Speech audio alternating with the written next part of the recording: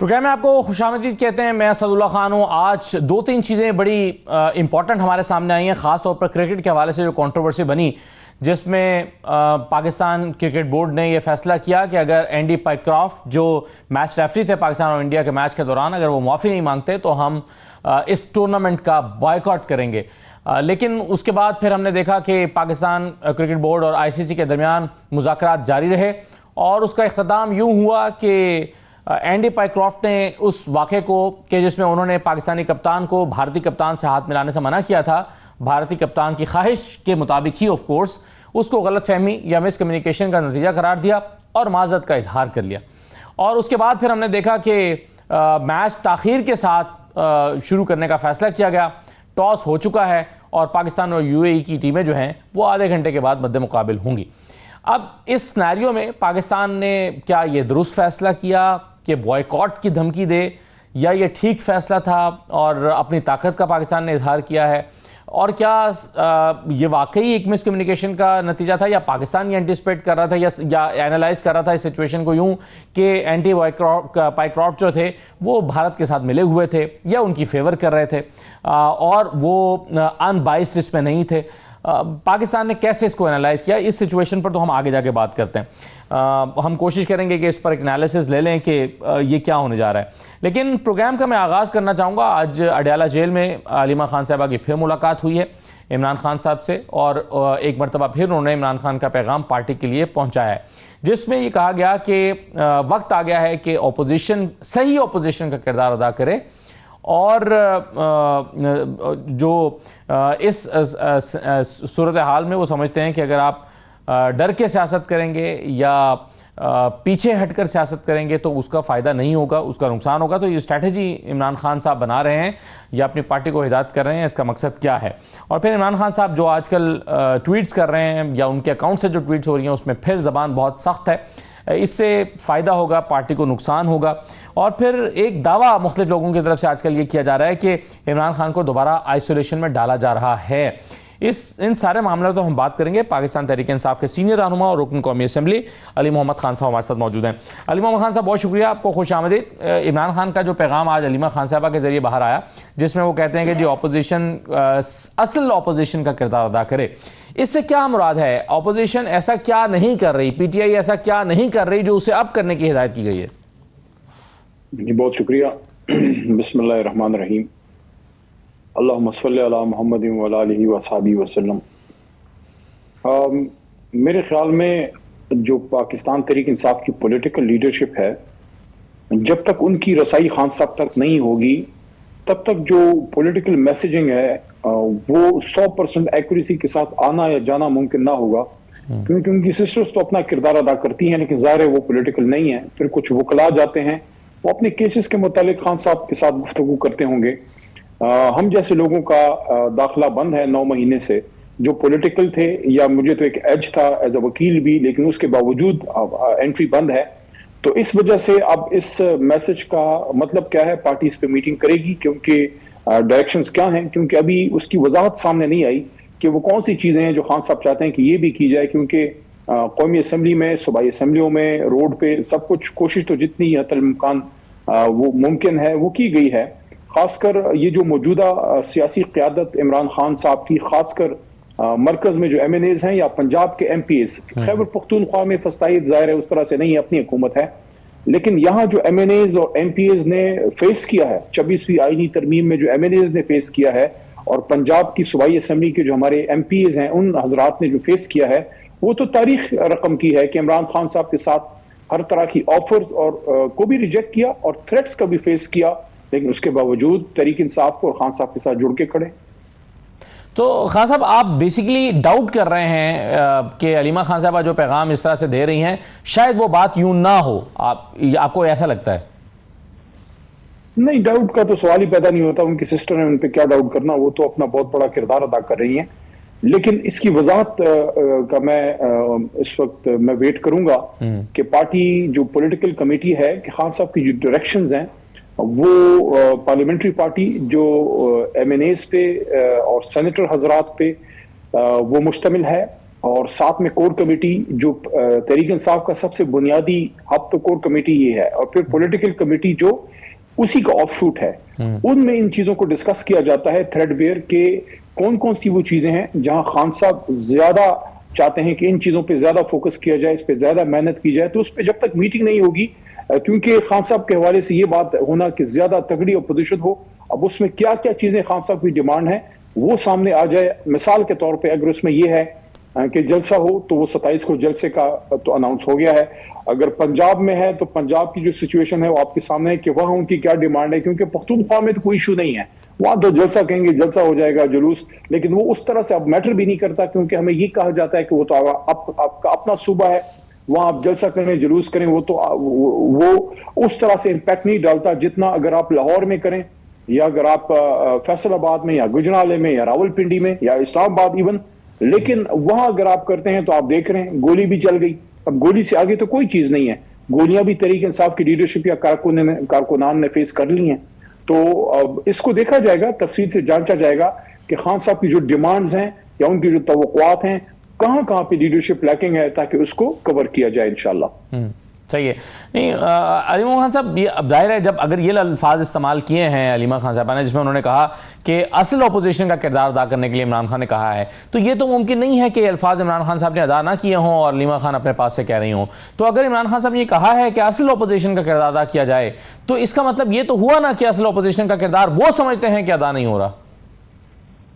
नहीं, अल्फाज का बदलाव तो कोई सोच भी नहीं सकता, चाहे मैं हूं, चाहे उनकी सिस्टर हो, या उनके जो ओहदेदार उन्होंने बनाए हैं, चेयरमैन है, जनरल सेक्रेटरी है, कैसे कोई उनके अल्फाज चेंज कर सकता है? क्योंकि आज के बाद कल होता है। आज अगर आप खुदा न खास्ता खान साहब का कोई लफ्ज चेंज करेंगे तो कल को वो बात सामने नहीं आएगी। मैं नहीं समझता कोई खुदा न खास्ता कोई भी ऐसी हरकत कर सकता है, उसका तो सवाल ही पैदा नहीं होता, वो तो एड्रेस हो गया, ये तो इसका तो सवाल ही नहीं है।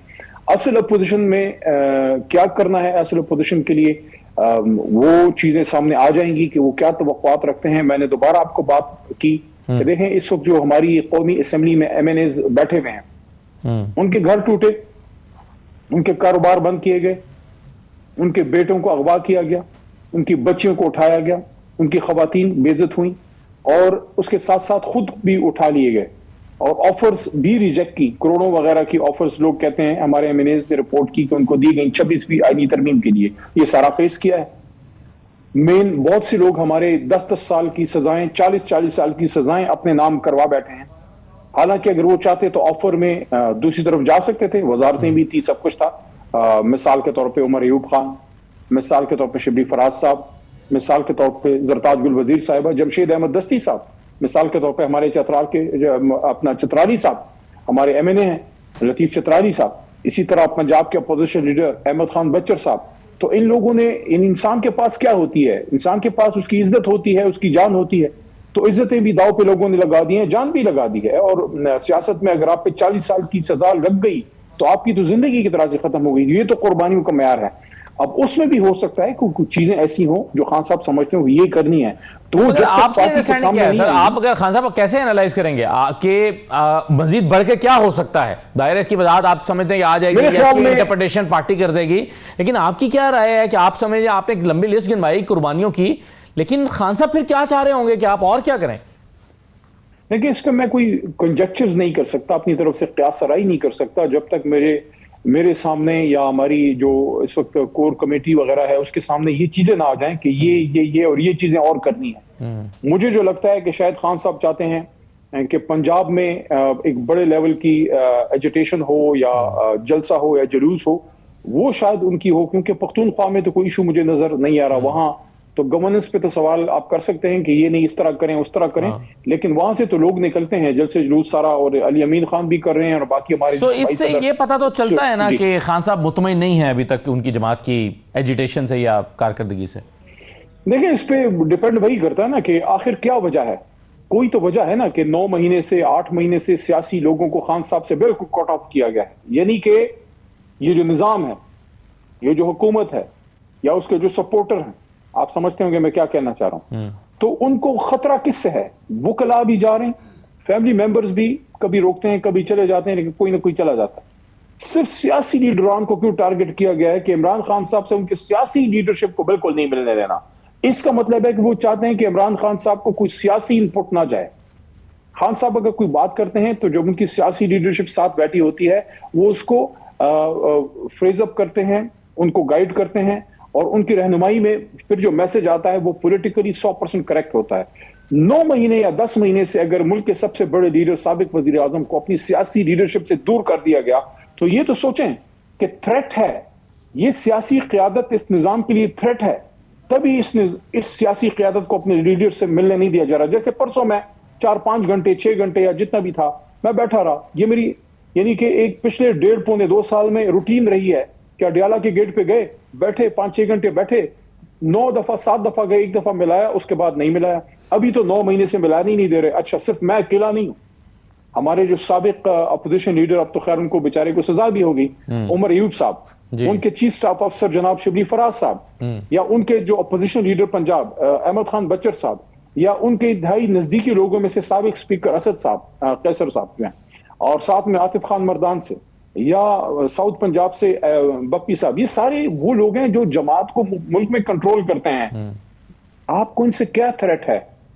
कोई तो वजह है ना कि सियासी लोगों को इमरान खान साहब से बिल्कुल कट ऑफ किया गया ताकि मुल्क के सबसे बड़े लीडर को एक तरह से वैक्यूम में रखें और उनको वो मालूमात या वो इंफॉर्मेशन देखें। जो पॉलिटिकल वर्कर है ग्राउंड का, जो सूबे का सदर है, मिसाल जुनेद अकबर है, सूबे का सदर है ना पख्तूनख्वा का, या आपकी आलिया हमजा बीबी हैं जिनको चीफ ऑर्गेनाइजर बनाया गया, अब उनको जो पंजाब की इंफॉर्मेशन है या जुनेद साहब को जो KPK की इंफॉर्मेशन है, क्या वो मैं KPK से हूं, क्या मुझे वो इंफॉर्मेशन है तंजीमी लेवल पे? मुझे तो नहीं है। जब आप जुनेद अकबर को रोकेंगे उससे मिलने, या सबसे इंपॉर्टेंट बात ये मुझे कहने दीजिए, शायद इसमें सबसे अहम बात यही है, आजकल दहशतगर्दी का इशू है।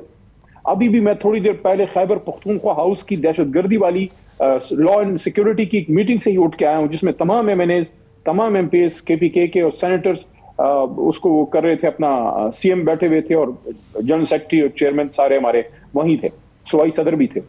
तो जो इंफॉर्मेशन वजीर आला खैबर पख्तूनख्वा को अपने सूबे के लॉ एंड ऑर्डर सिचुएशन की है, क्या वो किसी वकील को हो सकती? क्या वो किसी फैमिली मेंबर या मुझे एज एन MNA मुझे नहीं हो सकती? क्योंकि उन मीटिंग्स में जहां आर्मी चीफ होता है, जहां इंटेलिजेंस इदारों के चीफ्स होते हैं, जहां इंटीरियर मिनिस्टर होता है या वजीर आजम, वहां CM बैठे होते हैं, उनको इंफॉर्मेशन आ रही होती है।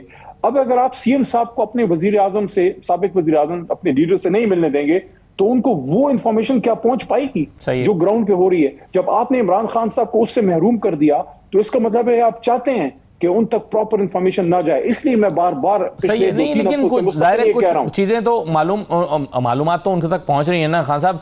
अफगानिस्तान की सूरत हाल, पेशावर की में, खैबर पख्तूनख्वा में जो अमन अमान की सूरत हाल है, उस पर वो हिदायत भी जारी कर रहे हैं कि अली अमीन गंडापुर को क्या करना चाहिए, अफगानिस्तान जाना चाहिए, और फिर अपने वो कंसर्न्स का इजहार करते हैं। तो पहुंच रही है तो पार्टी की जो साहब, इस पे मुझे ये बताइए, इसमें क्या अमर माने हैं?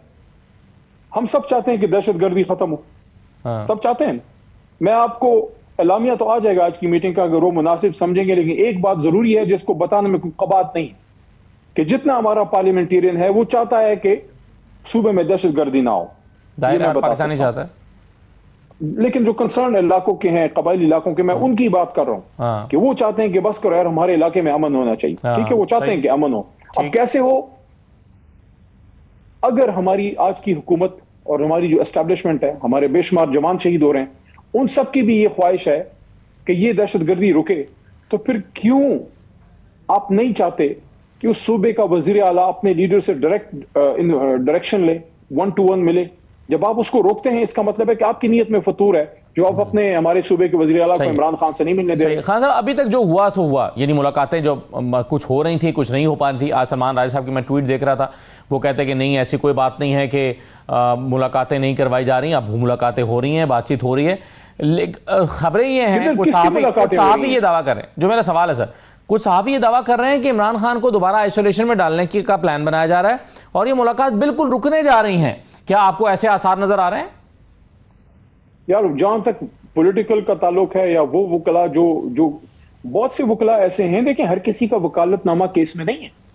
मेन केस में सलमान सफदर साहब लड़ रहे हैं। बाकी इस वक्त जो इमरान खान साहब के मेन केसेस हैं, जैसे अलकादिर है या जो तोशाखाना का अंदर चल रहा है, उसमें तो बहुत से हमारे सीनियर वकील ऐसे हैं जो कि एज ए वकील जाते हैं, लेकिन दे आर नॉट खान साहब लॉयर्स इन दोज केसेस। तो वो जाते हैं, वो मिलते हैं, लेकिन ये कहना कि मुलाकात खान साहब की जो है वो हो रही है, किधर हो रही है?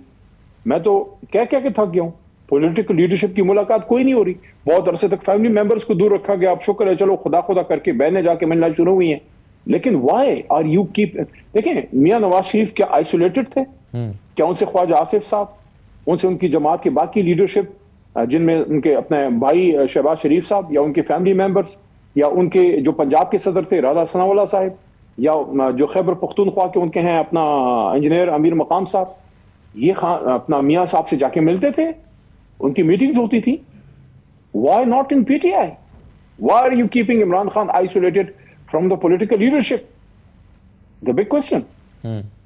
लेकिन आप नवाज शरीफ साहब से इमरान खान का मवाजना कर रहे हैं ना, जब अभी पीटीआई की हुकूमत में नवाज शरीफ साहब को पकड़ा गया, दोनों जेल में थे, लेकिन आप दोनों जेल में थे, लेकिन आप उनका मवाजना उस दौर में करें ना, आपने आइसोलेट किया हुआ। एक नवाज शरीफ साहब ने भी ऐसी जेल काटी है जिसमें उनको बिल्कुल आइसोलेट किया गया था, और उनका अपनी पार्टी की लीडरशिप से, यहाँ तक कि अपनी अहलिया से जो उनके खिलाफ कैंपेन, उनकी गैर मौजूदगी में कैंपेन कर रही थी, वो राब्ता नहीं था। परवेज मुशर्रफ के जमाने की बात कर रहा हूँ। देखें, ऐसे ना करें। देखें, मैं भी इस अडियाला में, मैं भी जेल काट के निकला हूं, इसी अडियाला में मैं भी था। बहुत सी इंफॉर्मेशन आप जाके गैदर कर सकते हैं। मियां साहब जेल में जरूर थे हमारे दौर में, लेकिन इस तरह से उन पे सियासी पाबंदियां नहीं थी कि वो अपने लोगों से मिल ही ना पाए। बाकायदा उनका मेन्यू आता था। मैं ये नहीं कह रहा कि आपके दौर में तो पाबंदियां नहीं होती थी। आपके दौर में पाबंदियां नहीं थी। मैं तो ये कह रहा हूं कि नवाज शरीफ साहब ने भी इस नौयत की जेल काटी हुई है कि जब उनका राब्ता बिल्कुल बाहर की दुनिया से खत्म था, जिसके बाद वो फिर जद्दा गए थे। वो एक अलग कहानी है। लेकिन देखिए, हम तो मुशर्रफ के दौर के जुल्मों के जिम्मेदार नहीं है ना। हम तो हमारे दौर में तो नहीं हुआ ना। हमारे आप कह रहे हैं कि जितने हमने किए हैं हमारे साथ उतना ही करो, बस उससे ज्यादा ना करो। देखिए असद साहब, मेरी बात सुने। हमारे दौर में तो बाकायदा लिस्ट होती थी। मियां साहब सुनने में ये आया है, बाकी वल्लाह अल्लाह को इल्म होगा, वल्लाह उल आलम, कि वो उसमें प्लस माइनस करते थे। हाँ, इसको आज आने दो, इसको आज, वो डिसाइड करते थे कि आज उन्होंने किससे मिलना है। इमरान खान से 26 नवंबर के एहतजाज के बाद आपके सामने ये जो बंदा है नाचीज मौजूद है, उसकी मुलाकात नहीं हुई। क्यों? मैंने जाके कोई दहशतगर्दी का कोई बात करनी? मैंने क्या करना? अच्छा, वो पीटीआई वाले बाज़ दफ़ा सहाफ़ियों के नाम भी देते हैं, और सहाफ़ी भी इसलिए कबूल कर लेते हैं कि चलें बतौर सहाफ़ी मुलाकात करने को मिलेगी तो ज़ाहिर है कुछ खबर निकाल सकेंगे। तो मेरा नाम भी डाला गया मुलाकातियों में। जुमेरात को जो मुलाकात होती है, तो मैं भी 3 घंटे खड़ा होकर आ गया। तो मुझसे तो कोई खतरा हो ही नहीं सकता ऑब्वियसली, क्योंकि मैं तो एक जर्नलिस्ट हूं। तो मैं तो जाहिर है ऑब्जर्व करता या मालूमात देता। आप तो हमेशा सब के खिलाफ बात करते हैं, ऐसी कोई बात नहीं। कुछ जर्नलिस्ट ऐसे भी होते हैं जो बिल्कुल ही किसी वन साइड के हो जाएं, जो मैं नहीं समझता किसी जर्नलिस्ट को होना चाहिए। लेकिन जो बहुत ही न्यूट्रल किस्म के जर्नलिस्ट हैं उनको भी नहीं जाने दिया जाता। बिल्कुल सही है। अच्छा, अब ये बताइए अली मोहम्मद खान साहब के पीटीआई की स्ट्रैटेजी है क्या? हम देख रहे हैं इमरान खान साहब की ज़बान बदस्तूर सख्त है, वो सख्त बातें कर रहे हैं, क़यादत को भी निशाना बना रहे हैं, वो सब चीज़ें कर रहे हैं। क्या आपके ख्याल में, आपकी अंडरस्टैंडिंग क्या है? इमरान खान साहब क्या सोच रहे हैं? क्या इस तरह करने से उन्हें कुछ सियासी तौर पर हासिल होगा? क्योंकि ये स्ट्रैटेजी तो उन्होंने एक ज़माने से अपनाई हुई है, लेकिन इसका नतीजा नहीं निकल रहा। मैं तो क्या सराही ही कर सकता हूं, क्योंकि मिल में पाया नहीं, सियासी लीडरशिप जा नहीं रही।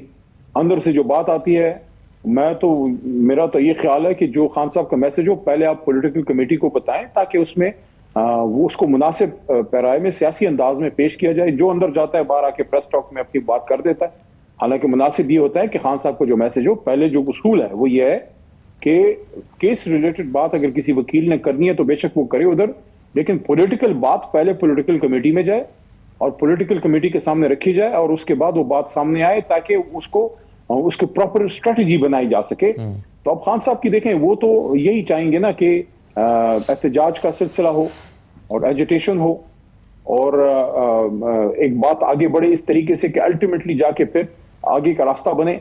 मेरे ख्याल में तो फाइनली जाके, चाहे जो भी इसका 100 बातों की एक बात है, वो ये है कि अल्टीमेटली ये सियासी मामलात हैं और ये सियासी अंदाज में बैठ के गुफ्तगू से हल होंगे, और जिसमें जरूरी नहीं है कि कोई डील हो, ना मैं किसी डील का हामी हूं, लेकिन आगे का रास्ता गुफ्तगू से ही निकलेगा। क्योंकि एहतजाज के बाद भी एंड में फिर आपकी गुफ्तगू होती है, डायलॉग होती है, लेकिन हुकूमत की तरफ से उसमें कोई खास संजीदगी मुझे नजर नहीं आती। शायद वो इसी तरह they want to keep the things in limbo, they want to keep the status quo इसी तरह चलता रहे। खान साहब का बयान आया, अडियाला के बाद लोग चले गए और अपना टाइम गुजारो, क्योंकि उनको ये पता है, देखिए सबसे ज्यादा तो इनको पता है ना कि ये फॉर्म 47 है। देखिए जो हारा होता है उसको तो बताने की जरूरत नहीं है कि भाई तू हारा हुआ है। They know the people of Pakistan are not with them, they are with Imran Khan, they know it. तो अब ये ऐसी एक सिचुएशन बन गई है कि वो क्यों चाहेंगे कि ऐसा कुछ सोल्यूशन बने जिससे इमरान खान साहब अपने मैंडेट के साथ बाहर आए। लेकिन अगर आप गुफ्तगू नहीं करते तो और कोई रास्ता नहीं है। अदालत की तरफ जाते हैं, वो 26वीं आईनी जो तरमीम है ना, वो उसके ओले पड़े हैं इस जमहूरियत के निजाम पे कि गाड़ी पे जब ओले पड़ते हैं उसको फिर भी आप डेंशन करके ठीक कर सकते हैं। जमहूरियत के निजाम पे 26वीं आईनी तरमीम का जो बर्फानी तोदा पड़ा है, उसने सारा निजाम जो है ना शिकस्त तरीक का शिकार है।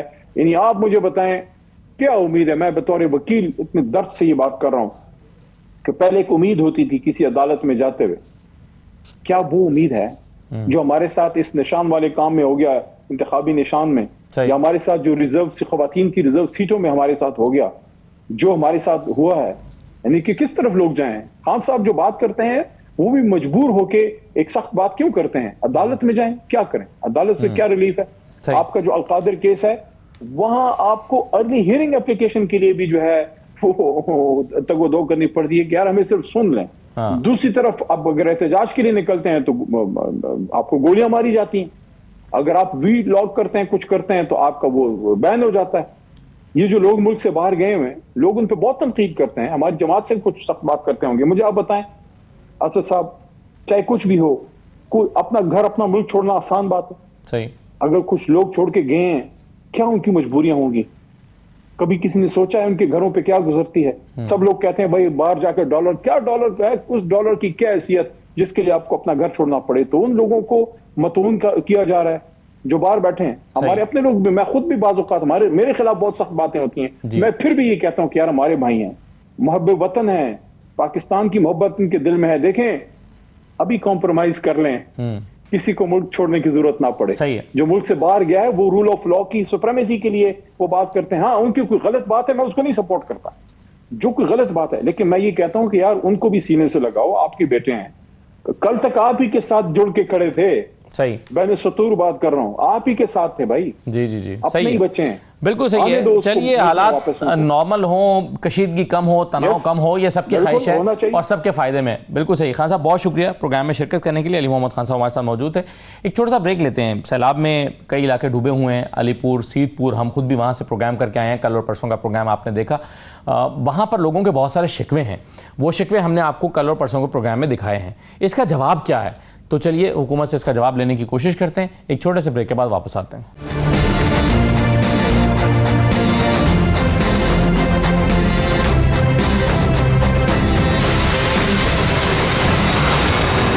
ब्रेक के बाद आपको दोबारा खुशामदीद कहते हैं। सैलाब से मुतासरा इलाकों में अभी भी कई फीट पानी खड़ा है, बिलखुसूस जलालपुर पीरवाला में, अलीपुर में जो कि मुजफ्फरगढ़ की तहसील है, और फिर अलीपुर ही का इलाका सीतपुर जाने वाला रास्ता चूंकि सड़क के टूट जाने की वजह से ब्लॉक हो चुका है। 2 घंटे का 2.5 घंटे का कश्ती पे सफ़र है। पानी अभी भी रास्ते में खड़ा है। 100 के करीब मौजादात ज़ेर आब आए हुए हैं। बहुत सी शिकायत हैं वहाँ पर लोगों को। वो शिकायत कल और परसों के प्रोग्राम में हमने आपको दिखाई थी। इन शिकायत का जवाब क्या है? हमारे साथ इरफान अली काठिया साहब मौजूद हैं, DG PDMA। बहुत शुक्रिया इरफान साहब, खुशामदीद सर। कुछ लोगों की शिकायत हैं, वो मैं आपके सामने रखता हूँ ताकि आप उसका जवाब दे सकें, ताकि लोगों को मालूम हो सके कि लोगों की शिकायत क्या है और हुकूमत का जवाब क्या है। एक तो सर ये बताइए कि इन चीज़ों पर आने से पहले ये बता दीजिएगा कि रेस्क्यू स्टेज तो शायद अब गुजर चुकी है, पानी की सतह कुछ कम भी हो रही है। इस वक्त हुकूमत या इंतजामिया की तरफ से, PDMA की तरफ से क्या हो रहा है इन इलाकों में? जी, thank you very much Asad साहब। बिल्कुल, हमें जब साउथ में हमारा ये तमाम पानी के पीक्स पहुंची तो हमें बहुत बड़ा चैलेंज दरपेश रहा। मुल्तान में आपने देखा कैसे 4-5 दिन लगातार जलालपुर, पीरवाला और शुजाबाद वो हमारे लिए एक प्रॉब्लम और चैलेंजिंग एरिया रहा। और स्टिल जिस वक्त हम बात कर रहे हैं, हमें जलालपुर, पीरवाला में जो सतलुज का पानी है उसका फ्लो जो है वो इस वक्त डिस्टर्ब ना सिर्फ मोटरवे M5 को कर रहा है, बल्कि स्टिल जो जलालपुर, पीरवाला में जो चैलेंज है वो एग्जिस्ट कर रहा है। दूसरा फिर इसके साथ साथ जो नेक्स्ट हमारा ट्रबल स्पॉट था दैट वाज अलीपुर, और अलीपुर में आपने देखा हमने मैसिव इवैक्यूएशंस करवाई, 5 हेलीकॉप्टर्स की मदद ली गई और रेस्क्यूअर्स ने यहाँ पे रेस्क्यू की स्टेज इस वक्त अल्हम्दुलिल्लाह पूरी तरह से कंप्लीट हो चुकी हुई है। लेकिन क्योंकि मैसिव इनंडेशन है और ये जितना एरिया है जिसमें सीतपुर है, कुदाई वाला है, आपका चंद्रबान बंद और इसके मुलिका जितने इलाके हैं, खैरपुर सदात, इन तमाम में पिछले 5 से 6 दिन से पूरी गवर्नमेंट ऑफ पंजाब, अगर मैं कहूँ मशीनरी यहाँ पे है तो ये बिल्कुल गलत नहीं होगा। और कोशिश यही है कि जो इंजरीज है हम कम कर सके, और कैसे कम कर सके वो ये है कि आप सिर्फ सीतपुर की अगर हम बात करें तो एक सिर्फ 22 किलोमीटर अलीपुर से ये दूर इलाका है, लेकिन इसकी जो कम्युनिकेशन चैनल्स थे, रोड 3 जगह से मेन रोड जो है वो कट हुई थी, और आल्दो के सीतपुर में पानी नहीं था, लेकिन क्योंकि यहाँ एक बड़ी आबादी रहती है तो इन तक खुराक पहुंचाना, इन तक इनकी ट्रांसपोर्टेशन और रेस्क्यू और रिलीफ को इंश्योर करना ये एक चैलेंज था। लेकिन हमने 100 से ज्यादा बोट को इसमें शामिल किया, पाकिस्तान नेवी को इसमें शामिल किया, और आपने देखा चीफ मिनिस्टर पंजाब भी यहाँ पे तशरीफ लाई, और एक हमने मजबूत स्ट्रक्चर्ड वे में ना सिर्फ सबसे पहले लोगों को उनकी जानों को महफूज किया, अब एक मैसिव रेशनिंग का प्रोग्राम तो वो इस वक्त अंडर वे है। इस वक्त भी हम इसी मुकाम पे मौजूद हैं, और कल फिर एक दफा सीतपुर में पूरी टीम ने वो तमाम जहां पे टेंटेज की जरूरत थी, जहां पे राशनिंग की, ड्राई राशनिंग की जरूरत थी, उसको हमने ना सिर्फ पहले पूरा किया, कल आज रात फिर एक मैसिव मूवमेंट के बाद कल वो जो कोई मिसिंग गैप्स रह गई उनको दोबारा हम इंश्योर करें। सही है। अच्छा सर, आप चूंकि खुद अलीपुर में मौजूद हैं, आपने सीतपुर का कहा, सीतपुर आप कह रहे हैं कि डूबा हुआ नहीं था, लेकिन सीतपुर की जो मेन सड़क है वो सीतपुर शहर में दाखिल होने के बाद वो तो डूबी हुई नहीं है, आप ठीक कह रहे हैं, लेकिन उस सड़क से बिल्कुल जो 7 घर हैं या उसके थोड़ा सा हट के जो गांव देहात है वो सारे डूबे हुए हैं। तो बेसिकली जो सीतपुर से मुलिका जितने गांव देहात हैं वो सारे ज़ेरे आब हैं और अभी भी हैं। अच्छा, इसमें सर 2-3 सवाल हैं। एक तो आपने कहा कि इस वक्त लोगों को राशन और खुराक पहुंचाने का काम हो रहा है, आप अभी वहां मौजूद हैं, मैं चंद दिन गुजार के आज ही वापस आया हूं। लोगों की एक जनरल जो शिकायत है वो ये है कि राशन की तकसीम में तंजीम नहीं है, यानी राशन जो जा रहा है वो कुछ जगहों पे तो रिपीट हो रहा है, कुछ जगहों पे बिल्कुल नहीं पहुंच रहा, कोई हिसाब किताब नहीं है किसको मिल रहा है। और फिर एक जनरल शिकायत ये है कि जी ये जो बासर लोग हैं या जिसका कोई ताल्लुक है वहां पर पहुंच जाता है, उनके जरिए तकसीम हो रहा है और तमाम लोगों को यकसा तौर पर नहीं मिल रहा, और इसका कोई सिस्टम नहीं बनाया गया। क्या राशन की तकसीम का या कैंपों की तकसीम का कोई सिस्टम बनाया गया है? अच्छा, इसमें असद साहब इस वक्त ना इस चीज को देखने की जरूरत है कि जितनी मैसिव या इनंडेशन है इस वक्त राशनिंग हमारे पास, अगर मैं ये कहूं कि पूरे पंजाब का ऑपरेशन एक तरफ और अलीपुर का ऑपरेशन एक तरफ, तो ये गलत नहीं होगा। इस वक्त मैसिव राशनिंग हमने पूरे पंजाब के अर्बन सेंटर से और बड़ी मार्केट से यहाँ पे मेन वेयर हाउस में करवा ली है। अब प्रॉब्लम यहाँ क्या है? प्रॉब्लम यहाँ सबसे पहला ये है कि कम्युनिकेशन क्योंकि चैनल्स नहीं है, तो हमें राशनिंग वहां पे प्रॉपर उन जगह, सीतपुर की अगर बात करें तो पहले आपने दरिया के उस एरिया में राशन लेके आना, फिर वहां से बोट्स में उसको लोड करना और फिर उन इलाकों तक पहुंचाना। और अब पिछले 48 घंटे से क्योंकि पानी रिसीड कर चुका है तो वो बोट्स भी उस तरीके से रेस्क्यू 1112 की छोटी बोट्स के अलावा बाकी कोई बड़ा बेड़ा हमारा वहां पे ये राशन लेके नहीं जा पा रहा। दूसरा सबसे बड़ा जो इस वक्त चैलेंज है कि हमने बिल्कुल चीफ मिनिस्टर पंजाब ने क्लियर डायरेक्शन दी है कि किसी भी जो डिस्ट्रीब्यूशन पॉइंट है वहां पे आप पुलिस ने किसी और महकमे ने कोई भी आप सख्ती नहीं करनी। अब हमें यहाँ प्रॉब्लम आप देखें कि दिल्ली ऐसे वाकयात हैं जहाँ लूटिंग के वाकयात हो रहे हैं। और जो आप बात करें कि जो वाकई हकीकी मुतासिर लोग हैं एट टाइम्स उन तक जो अपॉर्चुनिटी है इस वजह से सामान नहीं पहुंच पा रहा। हमें इसकी पूरी रियलाइजेशन है। पुलिस बाकी अदारे लाइन अप जरूर है, लेकिन मैं फिर कहूंगा चीफ मिनिस्टर पंजाब ने क्लियरली ये डायरेक्ट किया कि हमने किसी किस्म का कोई सख्ती नहीं करनी। बेशक इसमें तो कोई खुदा न खास्ता छीना झपटी होती है, कोई लूटिंग भी हो जाती है तो कोई बात नहीं है, ये इन्हीं लोगों का सामान था। अगर ये हमें प्रॉपरली करने दिया जाए तो शायद हम बहुत ज्यादा स्ट्रक्चर्ड वे में ये चीजें पहुंचा सके। लेकिन इंशाल्लाह हम पूरी तरह से पिछले एक हफ्ता से यहाँ मौजूद हैं और अभी जितने भी मैंने आपको जैसे बताया कि चंदर बांध बंद हो, खुदाई वाला कट हो, खुदाई वाला बंद हो, इसी तरह ये सीतपुर के और बाकी जितने मुल्क का मेन ट्रबल स्पॉट थे सब में मैं ये आपको बिल्कुल एतमाद से कह सकता हूँ कि हमने जितनी फैमिली स्टैंडर्ड का डेटा हमारे पास था उससे ज्यादा राशनिंग न सिर्फ कर दी है बल्कि उससे 2 टाइम ज्यादा इस वक्त हमारे मेन वेयर हाउस पे अलीपुर में मौजूद है। असल में इरफान साहब आप ठीक कह रहे हैं, आपने ये सही कहा, जलालपुर पीरवाला में उतनी प्रेजेंस शायद गवर्नमेंट के नहीं थी जितनी यहाँ पर है और पूरे रिसोर्सेज का इस्तेमाल करके या ज्यादा तवज्जो देकर यहाँ पर काम किया जा रहा है।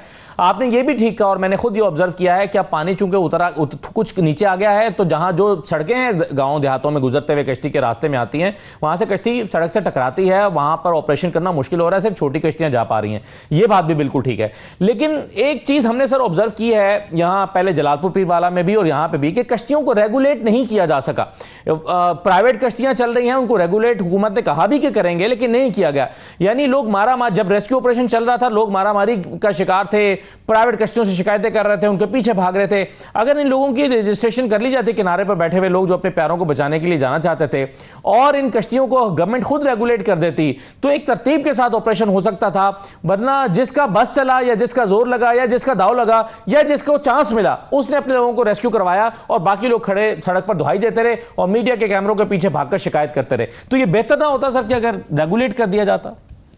जी बिल्कुल असद साहब, ये भी एक अनफॉर्चुनेट पहलू था इस सारे जो सिनेरियो का कि जो ही ये मामला तो तकरीबन आज से एक हफ्ता पहले ये चीफ मिनिस्टर पंजाब की नोटिस में भी आया कि फ्लीसिंग हो रही है, लोगों से ओवर चार्जिंग कर रहे हैं, पूरे पंजाब के लिए और खास तौर पे जो ट्रबल स्पॉट्स थे इनके लिए स्टैंडिंग डायरेक्शन थी कि हम जितने भी ये प्राइवेट बोट ऑपरेटर हैं उनको पर ट्रिप हम जितने भी वो लोग ट्रांसपोर्ट करेंगे, उनके एनिमल्स को ट्रांसपोर्ट करेंगे या उनका सामान लेके आएंगे, उनके रेट्स मुकर्रर हुए और वो उसके बाद था कि उसको गवर्नमेंट ऑफ पंजाब पे करेगी। और अब ये मुल्तान में जलालपुर पीरवाला अलीपुर यहाँ पे government of Punjab through concern deputy commissioner वो हम उनको पे कर भी रहे हैं। और उसका मैकेनिज्म ये बना कि हर प्राइवेट बोट ऑपरेटर के साथ हम पुलिस का अपना जवान हमारे वो अटैच्ड होंगे, जो जितने लोग ट्रांसपोर्ट होंगे उनको नोट करते जाएंगे और her at the day end of the day every day वो उनके टोटल नंबर्स को multiply by the rate already जो तय हुए हैं और वो हम उनको पे करेंगे और अब वो पे हम कर रहे हैं। लेकिन ये बिल्कुल आपने ठीक कहा, ये अनफॉर्चुनेटली प्राइवेट सेक्टर से इस चीज की उम्मीद नहीं थी जो ये हुआ। दूसरा सर, मैं जैसे राशनिंग की आपसे बात कर रहा था, मैं रात की भी अगर आपको एक बात बता सकूं, जो सुल्तानपुर का एरिया है दरिया का यहाँ अलीपुर के मुजाफात में, यहाँ पे कल रात हमने तकरीबन कोई 15,000 फैमिलीज को सीनियर जो पॉलिटिकल लीडरशिप थी जिसमें मरियम औरंगजेब साहिबा और बाकी मिनिस्टर्स भी और होम सेक्रेटरी पंजाब तमाम जो एडमिनिस्ट्रेशन थी, हम रात सुबह अजान के बाद 6:30 बजे ये तकरीबन 5 से 5,500 लोगों को खुद डिस्ट्रीब्यूट करके उठे और उससे पहले जो है कुछ लूटिंग भी हुई। मीनिंग देयर बाय के एफर्ट में असद साहब बिल्कुल जो ह्यूमनली एडमिनिस्ट्रेटिवली पॉसिबल है उसमें किसी किस्म की कसर नहीं है। बहुत शुक्रिया आपका, आप मसरूफ चल रहे हैं लेकिन ये तमाम लोगों की शिकायत थी जिसका आपकी तरफ से जवाब आना जरूरी था। आई होप कि वो सारे सवाल जो लोगों के थे वो मैं आपके सामने रख पाया हूँ। बहुत शुक्रिया प्रोग्राम में शिरकत करने के लिए। हमारे साथ प्रोफेसर डॉक्टर सलमा मलिक साहबा मौजूद हैं, डिफेंस रिसर्चर हैं, एनालिस्ट हैं और ऑथर भी हैं। बहुत शुक्रिया डॉक्टर साहबा, खुश आमदीद। ये जो किताब है या ये जो किताब हमारे सामने आई है इसकी लॉन्च भी हुई कल, इसका बुनियादी तौर पर क्या हासिल है? अगर हम कहें जिन लोगों ने किताब नहीं पढ़ी, इसकी समरी क्या है, इसका बेसिक थीम क्या है? जी बहुत बहुत शुक्रिया। देखिए एक्चुअली अगर हम इसमें जिन्होंने प्रेफेस लिखा है खालिद किदवाई और जो बुक के एडिटर हैं जिन्होंने कंक्लूजन लिखी है, जो कि दोनों के दोनों चैप्टर्स बाय देमसेल्फ जो हैं फुली फ्लेजेड चैप्टर्स हैं, तो देयर 20 ऑथर्स और 20 ही चैप्टर्स हैं इसमें। और ये जो किताब है बेसिकली जो मई 2025 कॉन्फ्लिक्ट हुआ है, जहाँ हम आप उसको मई 2025 क्राइसिस कह सकते हैं इंडिया पाकिस्तान के दरमियान पहलगाम के जो फॉल्स फ्लैग ऑपरेशन था उसके बाद का, तो उसके मुख्तलिफ डायनामिक्स को कवर किया गया है। कोई एक डायनामिक कवर नहीं हुआ, उसके पूरी की पूरी जो रेंज थी, स्टार्टिंग विद इंडिया से कि हम पानी बंद कर रहे हैं कश्मीर को लेके, फिर जो न्यूक्लियर एंगल है जिसके ऊपर सारे लोगों के बहुत सारे अबहाम हैं कि जी अगर हम एक न्यूक्लियर स्टेट हैं तो हमने फॉरेन न्यूक्लियर वेपन क्यों नहीं निकाल लिया और हमने उसका इस्तेमाल क्यों नहीं किया। तो जनरल खालिद किदवाई साहब जो कि न्यूक्लियर इस्टेब्लिशमेंट को बहुत अरसे हेड करते रहे हैं, उनका प्रेफेस है जिन्होंने बड़े तरीके से बहुत आम जबान में इस चीज़ को एक्सप्लेन किया है कि हमारा जो दिफाई स्ट्रैटेजी है, हमारा जो पोस्चर है वो हमें क्या कहता है। हम कहते हैं कि जी हम फुल स्पेक्ट्रम डिटेरेंस फार्मूला पे हैं जिसमें कन्वेंशनल वेपन्स भी आते हैं, लो ग्रेड वेपन्स भी आते हैं, हर तरह के BVR beyond visual range weapon से लेके फाइनल थ्रेशोल्ड हमारा न्यूक्लियर का है। पर क्योंकि पाकिस्तान एक इंतहाई रिस्पॉन्सिबल मुल्क है जो कि न्यूक्लियर वेपन्स को लेके बिल्कुल कोई भी गलत फहमी नहीं रखता और किसी रेटरिक में नहीं पड़ता, तो हम लोगों ने इंडिया की जो प्रोवोकेशन थी उसको किस तरह से लिया था, तो उसकी सारी रेंज को डिस्कस किया गया है। और जो मुख्तलिफ ऑथर्स हैं, अगर आप उन ऑथर्स का प्रोफाइल देखें तो कोई उनमें रिटायर्ड मिलिट्री के हैं, नेवी को भी कवर किया गया है, ऑब्वियसली एयरफोर्स को कवर किया गया है, नेवी के अलावा फिर आर्मी का क्या रोल रहा है, हमारी जो स्ट्रेटेजिक कमांड है उसका क्या रोल रहा है।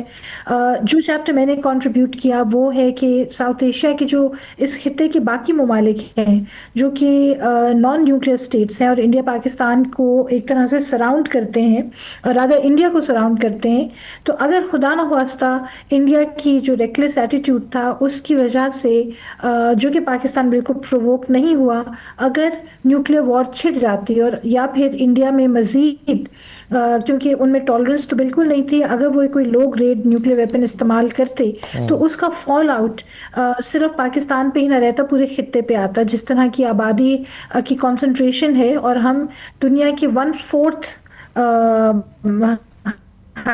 हाईली पॉपुलेटेड एरियाज में से हैं। तो डॉक्टर राबिया जो इस किताब की एडिटर हैं, उन्होंने ये कोशिश की कि एक ऐसी किताब आए जो कि पाकिस्तान का पर्सपेक्टिव, पाकिस्तान के बारे में बताए, पाकिस्तानी ऑथर्स के जरिए बताए। तो डॉक्टर साहब ये अब आप जैसे कि आपने इसकी बहुत तफसील से इस पर रोशनी भी डाली, जो मई 2025 का ये जो एक पूरा एक हमारे सामने एक एपिसोड आया, इसने खित्ते की जो स्ट्रेटेजिक सिनेरियो है इसको कैसे चेंज किया है और कैसे डेटरेंस जो है वो पाकिस्तान की उसको कैसे प्रूफ किया है, इस हवाले से क्या कंक्लूजन है आपका? देखिए, लोगों के जहन में बहुत सारे सवालात ये हैं क्योंकि एक डिस्कोर्स डेवलप हो जाता है, पब्लिक डिस्कोर्स, क्योंकि लोग चीज़ों की डेप्थ में बहुत ज़्यादा नहीं जाते। एक ये डिस्कोर्स था कि जो न्यूक्लियर वेपन्स है ना, देयर अ क्योर, और हमें कोई भी प्रॉब्लम होगी तो हम न्यूक्लियर वेपन को इस्तेमाल करेंगे और मसला हल हो जाएगा।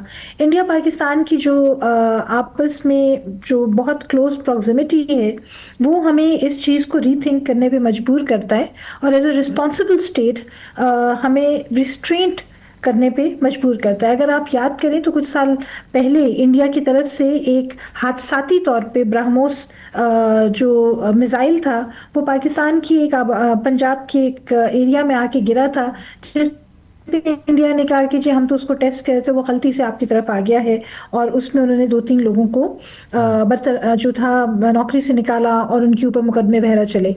हावेवर आप जब पहलगाम का हादसा हम देखते हैं तो हमें एहसास होता है कि और जो ये पहले भी स्ट्रेटेजिक थिंकर्स कह रहे थे कि ये गलती नहीं थी, ये इन्होंने हमें टेस्ट करने की कोशिश की थी। सो हम लोगों को ये देखने की जरूरत है कि अगर हमारे पास एक अल्टीमेट वेपन है तो उसके होते हुए तो क्या वॉर नहीं होगी? तो ये बात गलत है क्योंकि वॉर तो हो सकती है। सही। और क्या हम हर प्रोवोकेशन का पुरजोर सही है, बिल्कुल सही है। अब डॉक्टर साहब जिस तरह से आपने इसका तारुफ कराया है, मेरा ख्याल है कि बहुत ही इंटरेस्टिंग होगा इसको रीड करना और सिर्फ पाकिस्तानी रीडर्स को ही नहीं बल्कि इंडियन रीडर्स को भी इसको जरूर पढ़ना चाहिए क्योंकि ये 19 राइटर्स की काविश है और 19 रिसर्चर्स के आर्टिकल्स इसमें शामिल किए गए हैं। बहुत शुक्रिया डॉक्टर साहब आप प्रोग्राम में शिरकत करने के लिए। नाज़रीन इजाज़त दीजिए, अल्लाह हाफ़िज़।